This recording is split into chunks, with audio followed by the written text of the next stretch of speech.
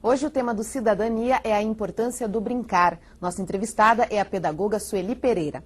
Sueli, a gente estava falando do relacionamento dos pais com a criança. Hoje em dia, a tendência dos casais é ter apenas um filho, né? A gente está percebendo isso.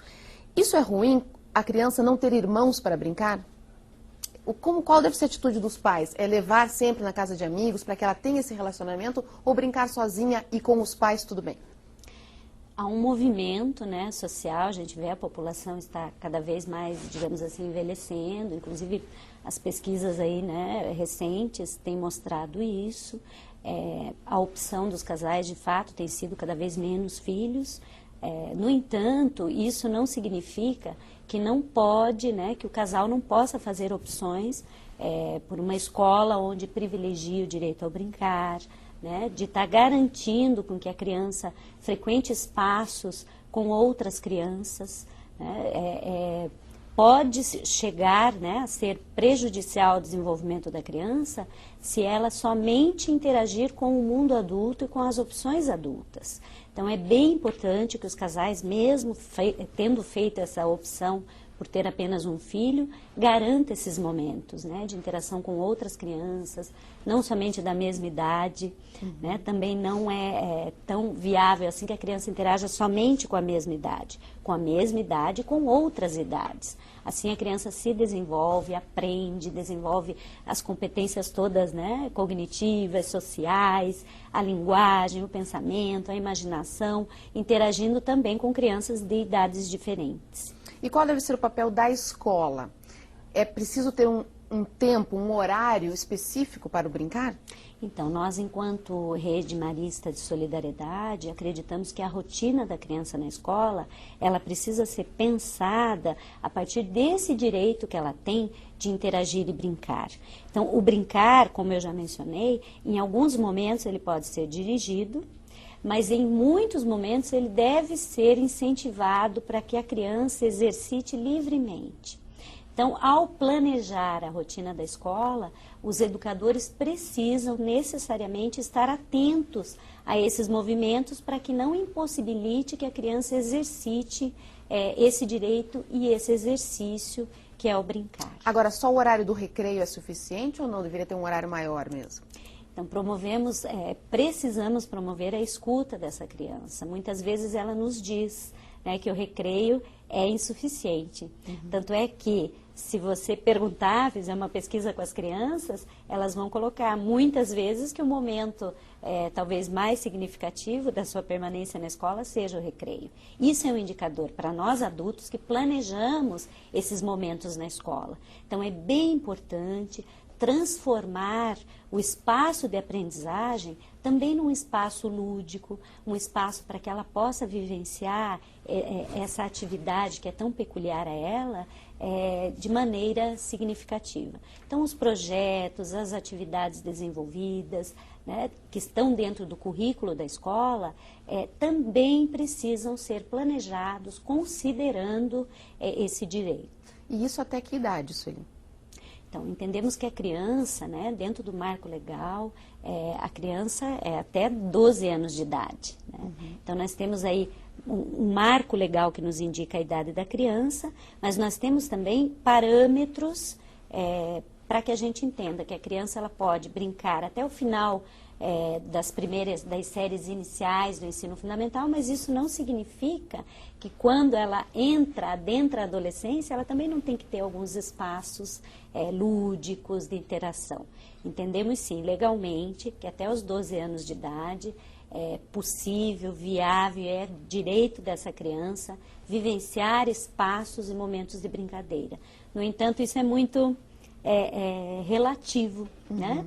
Cada cultura, cada modo de entender o desenvolvimento da criança estabelece aí um corte etário.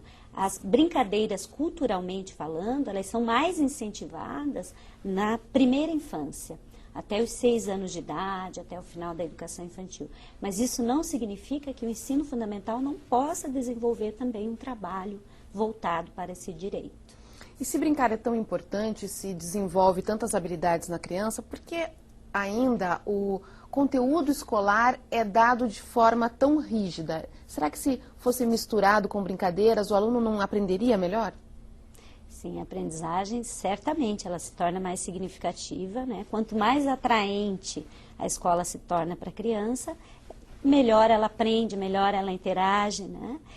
Eu penso que esse é um desafio que temos enquanto instituição escola, né? Desenvolvemos vários estudos, pesquisas, no entanto, ainda visualizamos uma preocupação maior em relação ao desempenho acadêmico dessas crianças do que propriamente do desenvolvimento do ponto de vista integral. Uhum. Eu penso que nós, enquanto educadores, temos muito ainda a refletir, a debater e a encontrar possibilidades de fazer essa inter-relação, né, entre o desenvolvimento cognitivo e o afetivo, social, e sem dúvida o brincar, ele permeia todas essas dimensões do desenvolvimento da criança. Porque, na verdade, não é deixar de dar o conteúdo, é só dar ensinar o que tem que ser ensinado de uma forma mais divertida mesmo, né? Sim, é possível, né? Eu acredito que nós, enquanto especialistas da área da educação, podemos buscar outras formas, né, que não formas tradicionalmente postas para a escola. Uhum. Eu penso que um grande passo é a abertura que a escola tem para estabelecer um diálogo com a própria família, com outros setores da sociedade, com outras áreas que possam trazer essa discussão para dentro da escola. Alguns professores não gostam de deixar esse espaço aberto para a criança brincar porque elas acabam brigando. Essa briga, claro, ela deve ser controlada, mas isso é um impeditivo para não abrir esse espaço para brincar?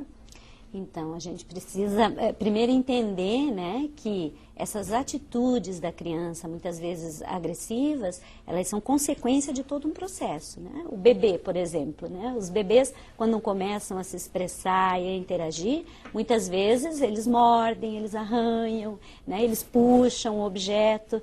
Então, o que a criança está querendo dizer por meio dessas atitudes? É bem importante a gente promover essa discussão, também com as crianças, né? Muitas vezes essa discussão fica no âmbito mais do mundo adulto, né? Então, abrir esse espaço de discussão com as crianças. Por que há, muitas vezes, essa grande preocupação da escola em relação à violência, em relação a essas atitudes não muito adequadas, digamos assim, né? Porque é preciso ouvi-las, né? O que elas sentem, como que elas interagem, por que lançam mão, muitas vezes, dessas atitudes.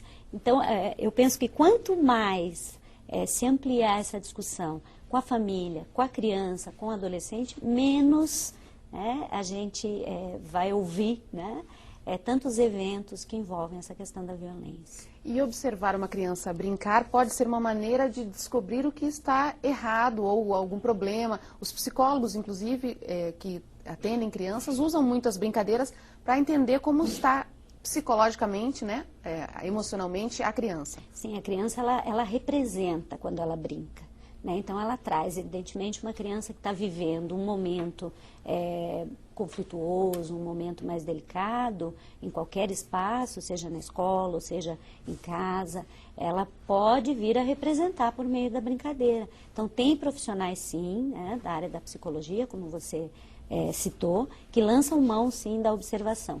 Na área da educação, também acreditamos que os educadores precisam estar atentos a esses momentos que trazem pistas, né? Pistas de como a criança faz a leitura do mundo que ela vive. Por exemplo, Sueli, o que pode ser preocupante servir de um alerta para os pais durante a brincadeira? Então, garantir, em primeiro lugar, é garantir esse tempo do brincar, né? Em segundo momento, acho que é importante você observar como que ela estabelece relação, não só com as outras crianças, mas com os objetos que ela lança a mão para brincar. Evidente que uma criança que está interagindo de forma, né, agressiva, isso é recorrente, é importante estar atento, é importante conversar com a criança. As crianças maiores já conseguem trazer verbalmente, né? As pequenas, elas demonstram por meio do desconforto, do choro, da inquietação. Então é bem importante uma atenção em relação a como ela interage como eu falei, não só com os objetos para o brincar, mas também com as outras crianças. Sueli, só para a gente encerrar, no final de maio teve a Semana do Brincar, né?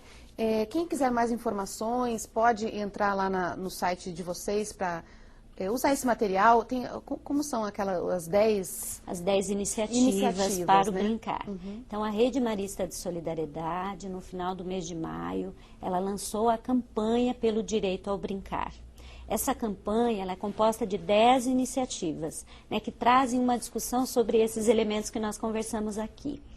A ideia da campanha, de fato, foi promover, né, esse debate, essa discussão, não só no âmbito da escola, no âmbito da educação, mas, como eu já falei, com as famílias, com a sociedade, né, em geral, com todos os órgãos que pensam as políticas e as práticas para as crianças, né? Então, nós entendemos que nós, enquanto instituição educacional, estamos abraçando uma grande causa e que não é só da educação, né? A causa é pela garantia do direito da criança. Então, quem quiser mais informações, o endereço é www.solmarista.org.br, isso? Sueli, muito obrigada pela sua participação aqui no Cidadania. Obrigada. E o programa de hoje falou sobre a importância do brincar. Mande um e-mail para nós e sugira assuntos para o Cidadania. Nosso endereço eletrônico é cidadania.tvsinal@gmail.com. Obrigada pela companhia. Tchau.